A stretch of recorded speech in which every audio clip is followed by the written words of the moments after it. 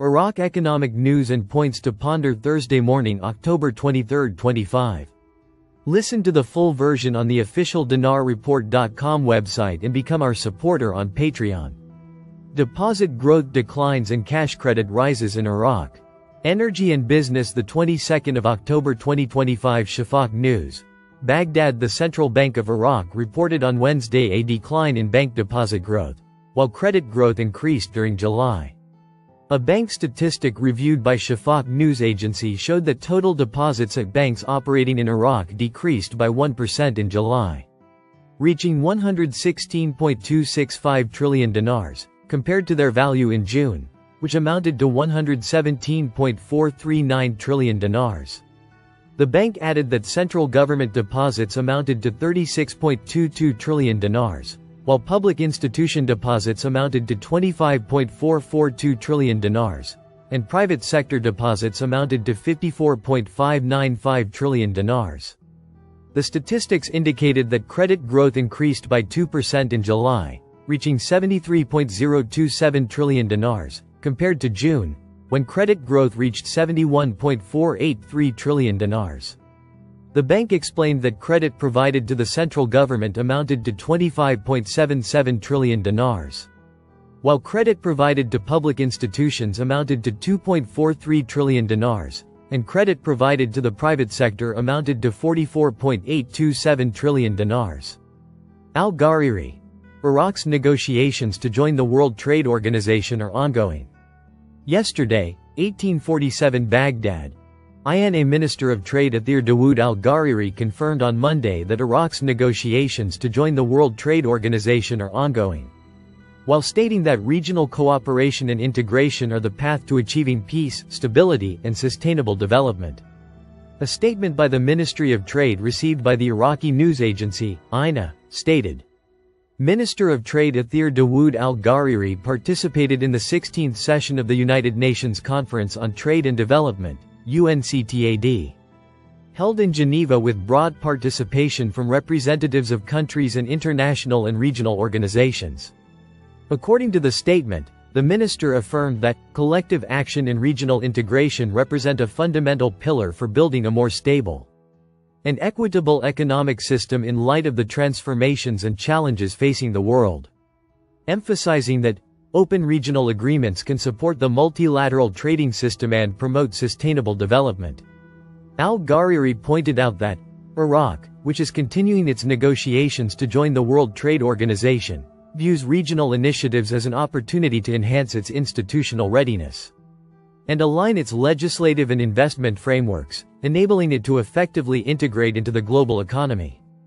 He explained that regional integration represents a pillar for development and reconstruction, and that cooperation in the areas of infrastructure, simplifying customs procedures, encouraging investment, energy, agriculture, and services contributes to enhancing competitiveness and diversifying the national economy. At the end of his speech, the minister praised UNCTAD's significant role in supporting Iraq during its accession to the World Trade Organization, stressing that regional cooperation and integration are the path to achieving peace, stability, and sustainable development. An economist explains, Iraq can write off 90% of its odious debt. October 21, 2025 Baghdad, Iraq. Observer Today. Economic expert Nabil al-Marsomi revealed new details regarding Iraq's foreign debt, asserting that Iraq has the legal right to write off approximately 90% of these debts, which he considered odious.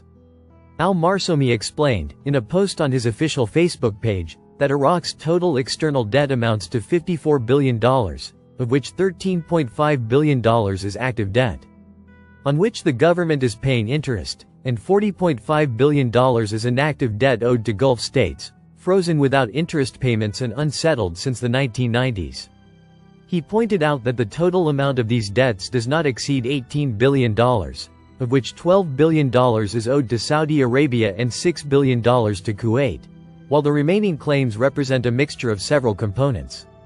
1. Exporting oil to Iraq through the neutral zone between Saudi Arabia and Kuwait, at a quantity of 1.3 million barrels per day.